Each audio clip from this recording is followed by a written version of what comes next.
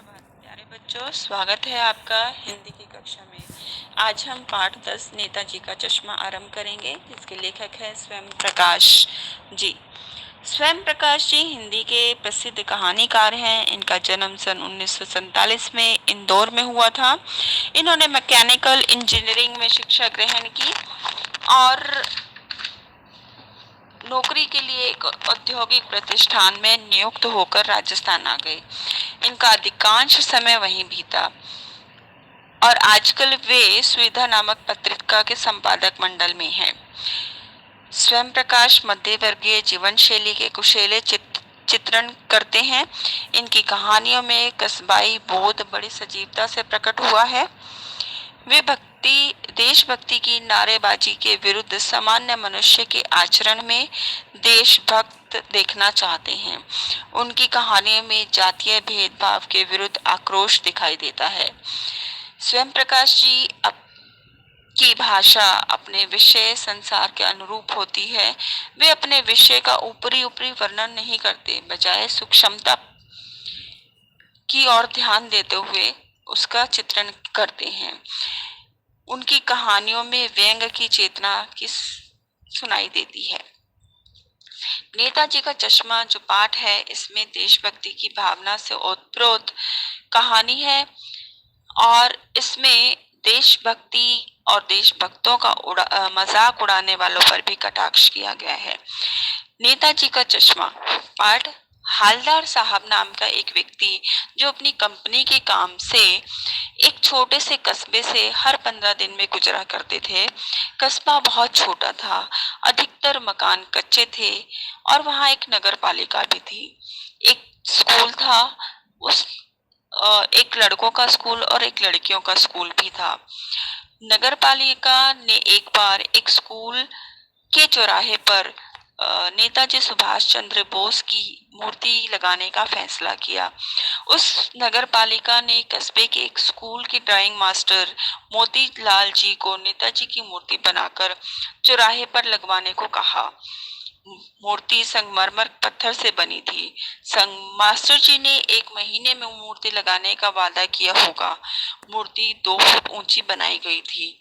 मूर्ति टोपी के कोने से लेकर कोट के दूसरे बटन तक थी। मूर्ति बहुत सुंदर बनी थी। हालदार साहब को आते जाते मूर्ति की एक बात हमेशा खटकती थी। नेताजी की आंखों पर चश्मा नहीं था, यानी संगमरमर का चश्मा नहीं था। उनकी जगह किसी ने एक सचमुच का चौड़ा काला फ्रेम वाला मूर्ति को चश्मा पहना दिया था। पहली बार देखने पर एक अलग तरह का चश्मा और दूसरी बार दूसरी तरह का चश्मा, तीसरी बार फिर फ्रेम बदला हुआ था।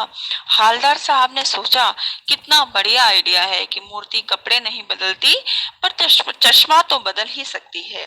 आखिरकार हालदार साहब ने बेचैन होकर चौराहे पर स्थित पान वाले की दुकान पर जाकर पान वाले से पूछ ही लिया कि मूर्ति चश्मा कैसे बदलती है। पान वाला मोटा सा खुश मिजाज आदमी था। उसने बताया कि यह फ्रेम कैप्टन चश्मे वाला बदलता है। अगर किसी ग्राहक को मूर्ति पर लगा चश्मा पसंद आ जाता है तो वह चश्मा ग्राहक को दे देता है और कैप्टन की मूर्ति पर नया चश्मा फिट कर देता है। परंतु वह नेताजी सुभाष चंद्र की मूर्ति को बिना चश्मे के रहने नहीं देता।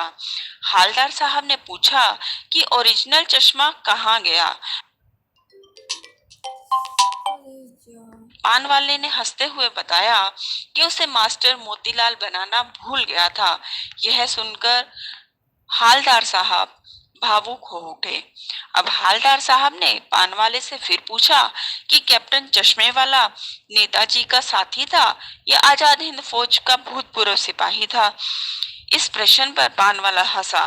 वह मुस्कुराकर बोला, वो लंगड़ा क्या जाएगा फौज में, पागल है पागल, उसी से बात कर लो, वो सामने आ रहा था। हालदार साहब को देश वक्त का इस तरह से मजाक उड़ाया जाना अच्छा नहीं लगा।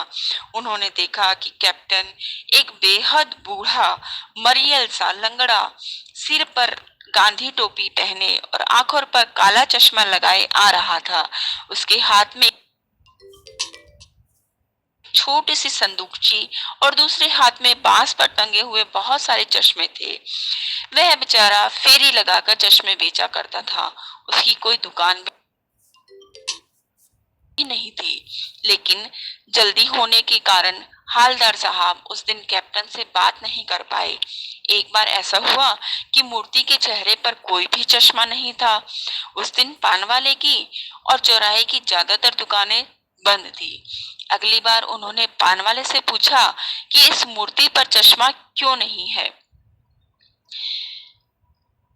पान वाले ने अपनी आंखें पूछते हुए उदास स्वर में बताया कि कैप्टन मर गया। यह सुनकर हालदार साहब उदास हो गए और वहां से चल दिए और सोचने लगे कि अब इस चौराहे पर सुभाष जी की मूर्ति पर चश्मा कभी नहीं होगा, क्योंकि मास्टर बनाना भूल गया और कैप्टन मर गया। हालदार साहब 15 दिन बाद फिर उस कस्बे से होकर गुजरे। सोचा कि अब वे उस बिना चश्मे वाली नेताजी की मूर्ति को नहीं देखेंगे, लेकिन चौराहा आते ही हर बार की तरह आदत पड़ी हुई थी। मूर्ति को देखा और जीप रोकने के लिए चीख पड़े।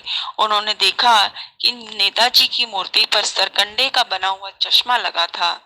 यह देखकर हालदार साहब की आंखें नम हो गई और सोचा कि आज अभी भी छोटे बच्चों में भी देश प्रेम की भावना मौजूद है, और यही सोचकर उनकी आंखें नम हो गई।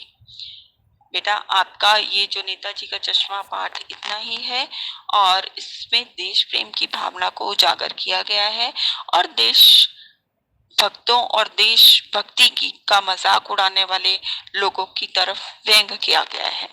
Thank you so much. धन्यवाद आप सभी का।